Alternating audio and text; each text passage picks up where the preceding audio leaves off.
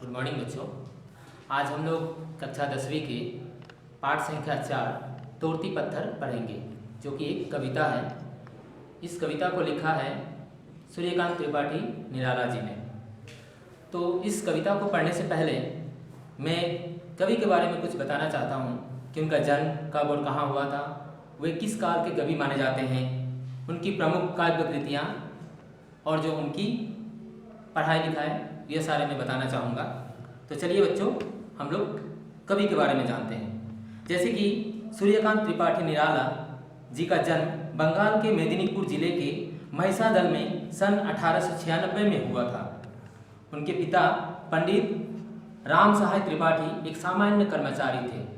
जैसे कि हम लोगों ने सुना कि जो छायावाद कवि हैं सूर्यकांत त्रिपाठी निराला जी, उनका जन्म 1896 में हुआ था, जो कि बंगाल के मेदिनीपुर जिले में अंतर्गत हुआ था। उनके पिता का नाम था पंडित राम सहाय त्रिपाठी, जो एक सामान्य कर्मचारी थे। निराला की औपचारिक शिक्षा 9वीं तक महिसादल में ही हुई, यानी उनकी प्रारंभिक शिक्षा जो थी वह उनके घर के आसपास ही उसी जिले में जो मेदिनीपुर है महिसादल, वहीं पर उनका पढ़ाई लिखाई शुरू हुई। उन्होंने स्वाध्याय से संस्कृत, बांग्ला और अंग्रेजी के ज्ञान अर्जित किए। स्वाध्याय, अब बच्चों यहाँ पर आता है कि स्वाध्याय का अर्थ होता है खुद से अध्ययन किया गया, यानी स्वयं अध्ययन किया गया जो होता है उसे कहते हैं स्वाध्याय। तो उन्होंने अपने स्वाध्याय से संस्कृत भाषा का भी ज्ञान अर्जन किया, फिर बांग्ला भाषा के ऊपर भी उन्होंने पढ़ाई शुरू किया, फिर अंग्रेजी का भी उन्होंने ज्ञान प्राप्त किया। 14वीं वर्ष की आयु में इनका विवाह मनोहरा देवी से हुआ। उनका जब उम्र 14 साल के थे, वे मनोहरा देवी के साथ उन्होंने विवाह किया। निराला के अनुसार हिंदी की और उनका झुकाव पत्नी की प्रेरणा से हुआ तथा इनके साहित्यिक जीवन की शुरुआत समन्वय नामक पत्र, जो कि 1920 के संपादन से हुआ। कहते हैं कि जैसे कि उन्होंने स्वाध्याय ही अंग्रेजी, संस्कृत और बांग्ला भाषा का अध्ययन किया था, वैसे ही जब 14 वर्ष में उनकी एक लड़की के साथ जब उनका शादी हुआ, शादी के बाद उनके विवाह होने के बाद उनकी पत्नी की प्रेरणा से ही उन्होंने हिंदी लिखना पढ़ना शुरू किया। तो उनकी जो साहित्यिक जीवन था उनमें उनकी शुरुआत समन्वय पत्रिका के संपादन से हुआ, जो कि 1920 में प्रकाशित होती थी। हिंदी साहित्य जगत में छायावाद के उन्नायकों में प्रसाद, पंत, निराला की बृहत्त्रयी का उल्लेख किया जाता है। जैसे हम लोगों ने पहले भी कक्षा में पढ़े थे कि हमारे हिंदी साहित्य के इतिहास को 4 कालों में बांटा गया है। एक काल जो कि मैं बताना चाहूँगा कि एक काल है आधुनिक काल, दूसरी है भक्ति काल, तीसरा है रीति काल और चौथी है आधुनिक काल। यह हमारे हिंदी साहित्य के इतिहास के 4 काल हैं। एक आधुनिक काल, भक्ति काल, रीति काल और आधुनिक काल। अब जैसे कि इसमें सवाल आता है कि छायावाद कहाँ गया, तो छायावाद जैसे कि आधुनिक काल, फिर भक्ति काल, रीति काल, आधुनिक काल, तो वह आधुनिक काल का एक अंश है छायावाद, जिसे छायावाद कहते हैं, जिसकी 1917 से 1938 तक के समय को छायावाद कहते हैं। छायावाद का समय होता है 1917 से 1938 तक के समय को छायावाद समय कहते हैं। तो इस काल के प्रमुख कवि हैं। अभी हम लोगों ने पढ़ लिया कि आधुनिक काल, भक्ति काल, रीति काल, आधुनिक काल। छायावाद आधुनिक काल का एक प्रकार डिवाइड है। अभी हम लोग पढ़ेंगे कि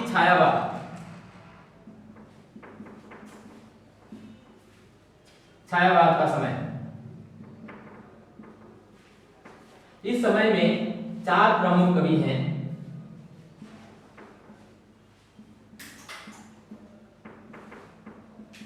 जिसमें से है एक तो है जयशंकर प्रसाद,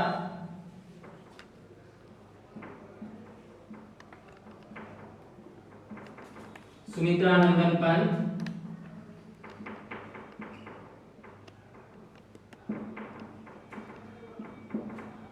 एक सूर्यकांत त्रिपाठी निराला,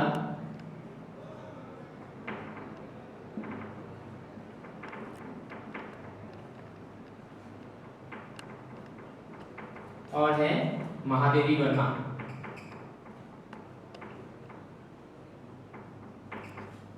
तो जैसे कि हम लोगों ने पढ़ा कि छायावाद के जो प्रमुख, और भी बहुत सारे कवि हैं, लेकिन उनमें से 4 प्रमुख कवि के रूप में माने जाते हैं। सबसे पहले है जयशंकर प्रसाद, जिनको हम लोग से प्रसाद कहते हैं, सुमित्रा नंदन पंत हम लोग पंत कहते हैं, सूर्यकांत त्रिपाठी निराला, जिसको निराला कहते हैं, और महादेवी वर्मा।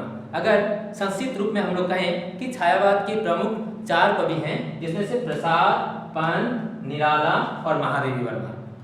ओके, अभी कहते हैं कि निराला छायावाद के प्रतिनिधि कवि माने जाते हैं। प्रतिनिधि कवि यानी छायावाद के एक प्रमुख कवियों में से निराला भी एक कवि हैं, जिन्हें प्रतिनिधि कवि के रूप में माना जाता है। इनकी भाषा में भावानुरूप, कोमलता और पौरुष दोनों का सुंदर समन्वय है। और भावानुरूप यहाँ पर आता है कि भावानुरूप यह शब्द का अर्थ यानी भाव, अपने विचार, अपने भाव के अनुरूप।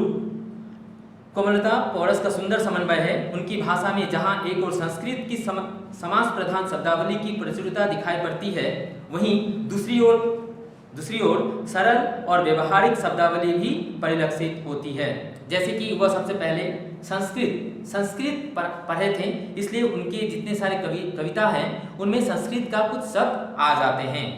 और इसके अलावा भी उन्होंने जो शब्दावली यानी इस कविता में जो हम लोग आगे पढ़ेंगे, तोड़ती पत्थर कविता, उसमें हम लोग देखेंगे कि ऐसे बहुत सारे शब्द उसमें आ गए हैं। उन्होंने उसमें लिखा है वह संस्कृत से आया हुआ शब्द है, जिसे हम लोग कहते हैं तत्सम शब्द। उन्होंने अपने हिंदी काव्य जगत में वे एक परिवर्तन लाए। यानी हिंदी काव्य जगत यानी जो पहले हम लोगों ने पढ़ा था आधुनिक काल, भक्ति काल, रीति काल, आदि काल, तो शुरू से जो काल आते गए, गुजरते गए, फिर नए काल आते गए, इस प्रकार उन्होंने हिंदी साहित्य के इतिहास को एक नया मोड़ दिया, परिवर्तन लाए। परंतु अन्य विधाएं भी उनमें अछूती नहीं रही। यानी वे सिर्फ कवि ही नहीं लिखे, कविता ही नहीं लिखे, बल्कि उसके अलावा और भी जैसे कि निबंध, कहानी, उपन्यास का भी रचना उन्होंने किए हैं। समन्वय के अतिरिक्त मतवाला और माधुरी नामक पत्रिकाओं का भी आपने संपादन किया था। जैसे कि हम लोगों ने पहले भी पढ़ा था कि 1920 में उन्होंने समन्वय पत्रिका का प्रकाशित किया था, संपादन किया था। वैसे ही उन्होंने सिर्फ समन्वय ही नहीं बल्कि मतवाला और माधुरी नामक पत्रिका का भी संपादन किए हैं। सन 1961 में हिंदी साहित्य जगत में कई क्षेत्रों से मार्गदर्शक इस महान साहित्यकार का देहावसान हुआ। यानी उनका जन्म 1896 में हुआ था और उनका देहांत 1961 में उनका देहावसान हो गया। अभी चलते हैं निराला जी के कुछ प्रमुख रचनाओं के बारे में जानते हैं, जिसमें उपन्यास भी है, कहानी भी है, निबंध भी हैं और कविताएं भी हैं। तो निराला जी की कुछ प्रमुख रचनाएं इस प्रकार हैं।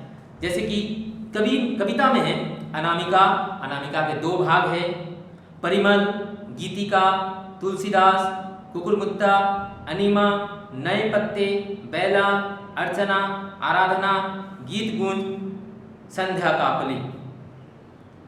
और उपन्यासों में उन्होंने अप्सरा, अलका, निरुपमा, प्रभावती, काले कारनामे, चोटी की पकड़, यह सारे उनकी उपन्यास हैं। कहानियों में उन्होंने लिली, सखी, सुकुल की बीबी, देवी, रेखा चित्र, ये सारे उनकी कहानी है। अभी सुनते हैं रेखा चित्र क्या क्या है। कुल्ली भार, बिल्लेसूर बकरिया, चतुरी चमार, यह सारे उनकी रेखा चित्र हैं। और निबंध और आलोचना जो है वे हैं प्रबंध पदम, प्रबंध प्रतिमा, चाबुक, जीवनी, भक्त ध्रुव और जीवनी, जो किसी महान व्यक्ति के बारे में उनकी जो ऑटोबायोग्राफी होता है, जीवनी होता है, वे भक्त ध्रुव, भक्त प्रहलाद, भीष्म, महाराणा प्रताप आदि यह सारे प्रमुख व्यक्तियों के ऊपर उन्होंने जीवनी भी लिखे हैं। तो बच्चों, यहाँ पर हम लोगों ने सूर्यकांत त्रिपाठी निराला जी के बारे में जान पाए कि उनका जन्म, उनका देहावसान कब और कहाँ हुआ था, उनके पिता का नाम क्या था, वह कौन सी पत्रिकाओं का संपादन किया था, और उनके काव्य कृतियाँ जो हैं, कविता, निबंध, उपन्यास, कहानी, रेखाचित्र, जीवनी, यह सारे जो हैं वे कौन से हैं। तो बच्चों, अभी हम लोग चलते हैं आगे की तरफ, जिसमें कविता का वर्णन हम लोग करेंगे। तो कहते हैं कि तोड़ती पत्थर, जैसे कि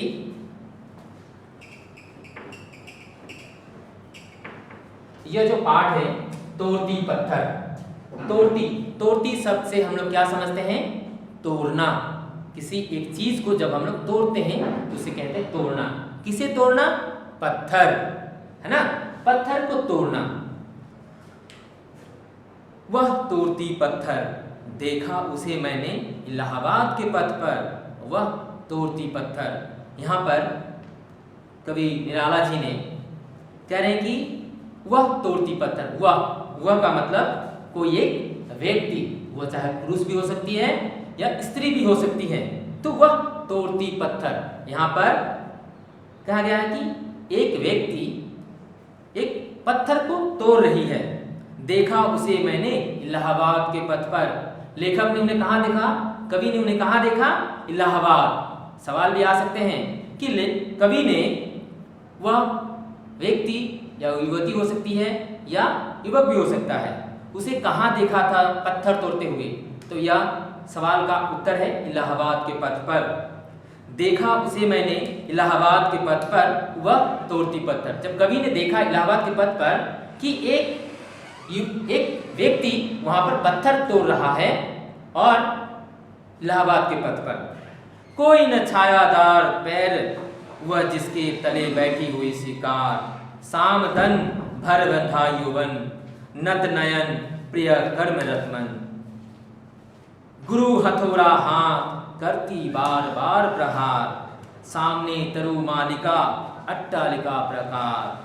तो लेखक कवि ने जब इलाहाबाद के पथ पर एक युवती को, जैसे कि आगे हम लोगों ने पढ़ा, जिससे हमें मालूम होता है कि वह एक युवती है, सुंदर युवती है, जो क्या कर रही है? इलाहाबाद के पथ पर पत्थर तोड़ने की काम कर रही है। कोई न छायादार पेड़, यानी जहां वह जिस पथ में वह पत्थर तोड़ने की काम कर रही है, वहां पर कोई छायादार वृक्ष नहीं है। वृक्ष हैं लेकिन वे छोटे छोटे हैं, छोटे वृक्ष के नीचे हमें छाया नहीं मिलती। तो वहां पर ना कोई छायादार वृक्ष था जिसके नीचे वह बैठकर थोड़ा सुस्ता सके या आराम कर सके। वह जिसके तले बैठी हुई शिकार, सामदन। अब उसके रूप का वर्णन किया जा रहा है, कवि यहाँ पर रूप का वर्णन कर रहे हैं कि उनके जो शरीर है उसका रंग कैसा है? शाम का मतलब क्या है? सांवला, है ना। जैसे हम लोग कहते हैं ना कि वे सफेद है, वे सांवला है, वे काला है, वैसे ही यहाँ ना तो वे ज्यादा काला ही है और ना ही वह गोरी है, बल्कि वह कैसी है? साम वर्ण की, यानी सांवले वर्ण की है वह युवती।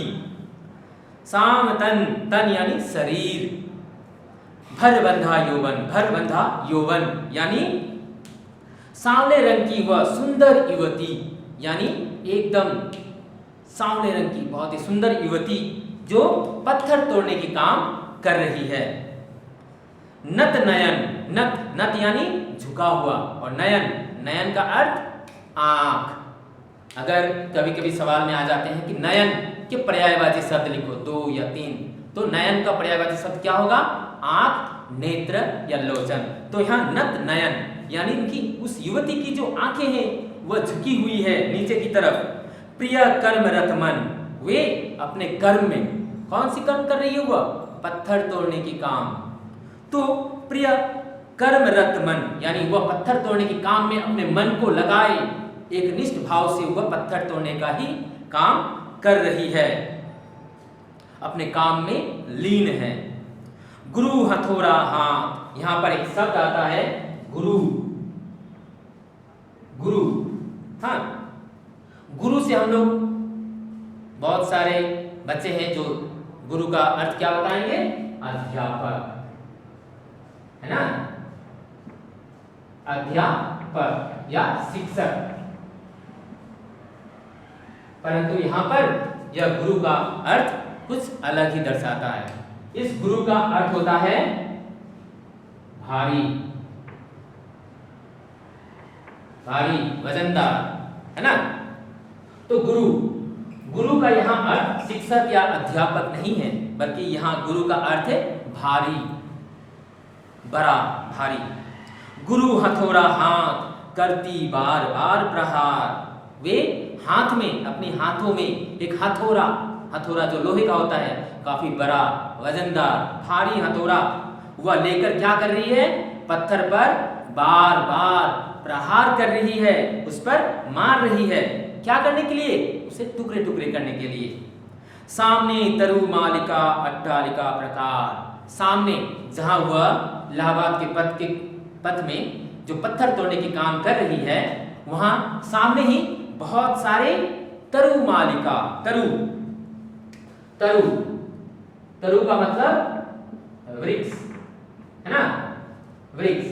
मालिका यानी माला, है ना, सारी, जिसे कहते हैं जैसे माला। जैसे हम लोग कोई फूलों का माला जब गुथते हैं तो उसमें क्या होता है? एक फूल, दूसरा फूल, तीसरा फूल, चौथा फूल, ऐसे करके क्या बनते हैं? माला।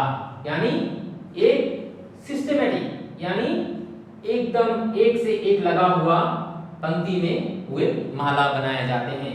ऐसा नहीं कि यहाँ पर एक फूल, यहाँ पर एक फूल, यहाँ पर फूल, ऐसे नहीं होते, बल्कि एक साड़ी में जो फूलों को गुथा जाता है उसे कहते हैं माला।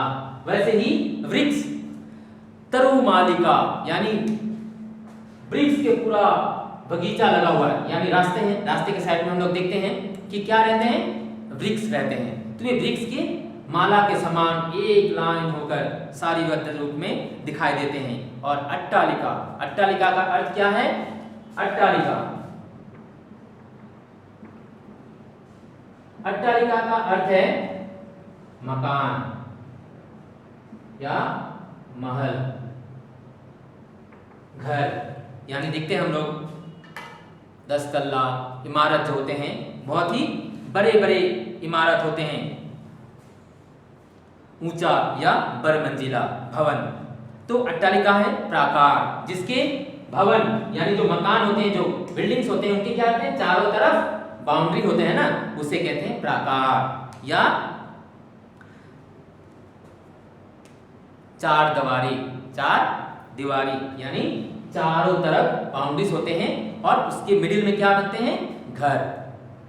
तो हमने देखा कि वह युवती जो है वह इलाहाबाद के पथ पर पत्थर तोड़ने की काम कर रही है, जिसके नयन झुके हुए हैं और उसका मन काम में लीन है, और एक बड़ा सा हथौड़ा लेकर एक पत्थर पर बार बार प्रहार कर रही है।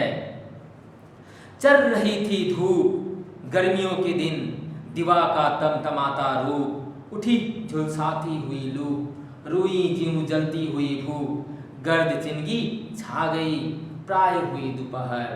कहते हैं कि चल रही थी धूप, यानी पत्थर तोड़ने के काम जब शुरू करते हैं वो सुबह के समय से शुरू करते हैं। तो सुबह यानी जब सूरज उगता है तब उतनी गर्मी नहीं होती, लेकिन जैसे जैसे समय गुजरता जाता है, समय बदलता जाता है, वैसे सूर्य का जो धूप है, उसकी जो ताप है वह बढ़ता जाता है। तो वह दोपहर का समय बढ़ता जा रहा था, यानी चल रही थी धूप गर्मियों के दिन। गर्मी यानी बहुत ही गर्मियों के दिन थे, उस गर्मियों में वे पत्थर तोड़ने के काम कर रही थी। दिवा का तमतमाता रूप, दिवा यानी उस दिन का तमतमाता रूप, मानो अत्यधिक ताप से जो लाल होना।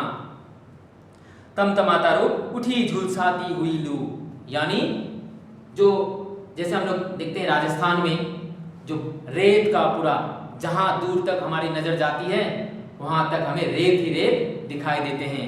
तो वह गर्मी के कारण वह रेत गर्म हो जाते हैं, जिस पर हम खाली पैर नहीं रख सकते, है ना, ज्यादा दूर तक चल भी नहीं पाते, प्यास लगते हैं। वैसे ही वह युवती जब तपती दोपहरी के समय दोपहर यानी दोपहर का समय 12 बजे के समय वह सूर्य का किरण तमतमाता रूप मानो जैसे आग का गोला जैसा ताप निकल रहा हो, और हवा जो हवा है, हवा से वह धूल का कण जो गर्म हो चुके हैं, वे कण जब शरीर पे उस युवती के शरीर में लगते हैं तो मानो कोई अंगार जल रहा हो। गर्द चिंगी छा गई प्राय हुई दोपहर, यानी वह समय प्राय दोपहर का समय था, और गर्द जो गर्दा धूल कहते हैं वह भी छाने लगा। जैसे कि हम लोग देखते हैं गर्मी के मौसम में बिहार और उत्तर प्रदेश के अंचल में गर्मी बहुत ज़्यादा होती है, वैसे ही वह इलाहाबाद के पथ पर जब वह पत्थर तोड़ने का काम कर रही थी तो वह दोपहर तपती दोपहरी में वह अपने काम में मन लगाकर करती जा रही थी। वह तोड़ती पत्थर देखते देखा मुझे तो एक बार, उस भवन की ओर देखा छिन्न तार, देख कर कोई नहीं देखा मुझे उस दृष्टि से, जो मार खा रोई नहीं। कहते हैं कि कवि कहते हैं कि देखते देखा मुझे तो एक बार, अचानक से जैसे हम लोग कुछ काम करते हैं, काम करते करते अचानक से हमारे नज़र में कुछ दिखाई पड़ता है, तो वैसे ही युवती जब हथौड़ा लेकर, भारी हथौड़ा लेकर ऊपर की तरफ उठ के फिर पत्थर पर प्रहार करती है तो क्या होता है, अचानक से नज़र आसपास कुछ मोमेंट होता है, उस पर हमारा दृष्टि चली जाती है। तो वैसे ही वह जब पत्थर तोड़ने के लिए हथौड़ा ऊपर उठाई तो अचानक से उसकी नज़र किसकी तरफ गया, उस कवि की तरफ, निराला जी की तरफ, सूर्यकांत त्रिपाठी निराला जी की तरफ उनका नज़र एक बार चला गया उस युवती की। उस देखते देखा यानी अचानक से एक बार मेरी तरफ उसकी नज़र आ गया। उस भवन की ओर देखा छिन्नता, उसने देखकर भी जब अचानक से उसकी नज़र कवि पर पड़ा तो उसने उन्हें देखकर भी अनदेखा करके अट्टालिका की ओर, यानी बड़ा जो बिल्डिंग था, इमारत था, उसकी ओर वह देखने लगी। उसके मन यानी उस भवन की ओर देखा, दूसरे भवन जो अट्टालिका थी उसके तरफ वह देखने लगी। और छिन्नतार यानी जो उनका मन काम में लीन था पत्थर तोड़ने का, उस काम से उसका मन अलग हो गया, यानी दूसरी तरफ चला गया, जिसे कहते हैं छिन्नतार, यानी काम में भंग होना। देख कर कोई नहीं देखा मुझे उस दृष्टि से, जो मार खा रोई नहीं। कह रहे कि वह युवती, सुंदर युवती कवि की तरफ देखते हुए भी जैसे मानो उसने देखा नहीं है, वह जल्दी से वह अपनी नजर अट्टालिका की तरफ मुंह फेर लिया।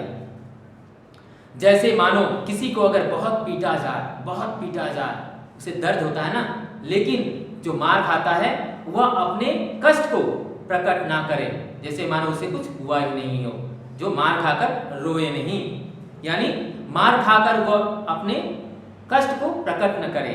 वैसे ही वह युवती यानी देखकर भी कवि को अनदेखा कर दिया।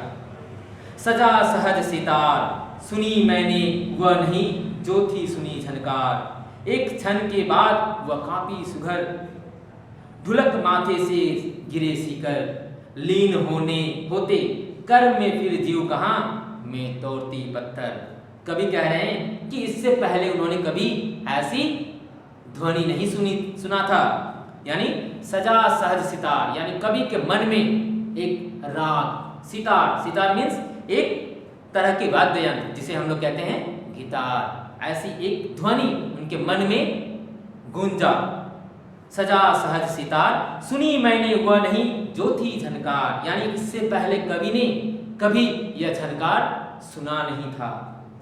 एक क्षण के बाद वह कांपी सुगर, कुछ ही समय बाद वह युवती अचानक से कांप गई। सुघर यानी सुंदर, सुगर शब्द का अर्थ है सुंदर युवती, यानी बहुत ही सुंदर युवती। एक क्षण के बाद वह कांपी सुघर, यानी एक क्षण थोड़े समय के बाद ही वह अचानक से कांप गई। ढुलक माथे से गिरे सिकर का मतलब यहाँ पर होता है पसीना। जैसे हम लोग धूप में काम करते हैं तो धूप में काम करते वक्त हमारे शरीर से क्या निकलते हैं, हमारे माथे से क्या निकलते हैं, पसीना। तो कह रहे हैं कि वह युवती जो काम कर रही है उसमें उसकी पसीना, उसके शरीर या तन जो है वो पसीने से लथपथ हो जा रही है। एक क्षण बाद वह कांपी सुगर, ढुलक माथे से गिरे सिकर, यानी उसके माथे से पसीने के बूंद नीचे की तरफ टपक रहे थे। लीन होते कर्म में फिर जीव कहा मैं तोड़ती पत्थर, वह कवि को देखते हुए भी अनदेखा कर वे अपने काम में लीन हो जाती है और अपने मन ही मन कहते कि नहीं मैं तोड़ती पत्थर। यह है कविता का सारांश। अभी हम लोग इसके सारांश के बारे में सोचते हैं कि कवि यहाँ पर क्या बताना चाहते हैं। इस कविता के माध्यम से सूर्यकांत त्रिपाठी निराला जी ने कहते हैं कि प्रस्तुत कविता में चिलचिलाती दोपहरी में सड़क के किनारे पत्थर तोड़ती एक युवा मजदूरिन का क्रांतिकारी आशयों एवं संकेतों से भरा यथार्थ चित्र खींचा गया है।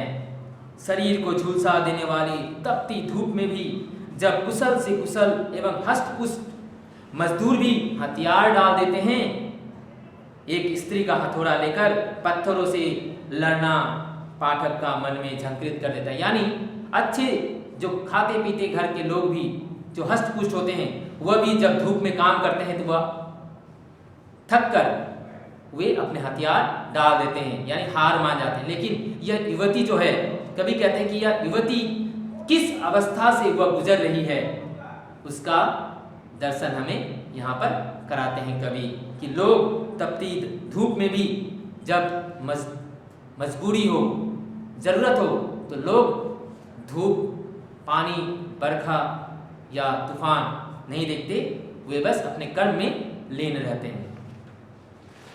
धन्यवाद बच्चों।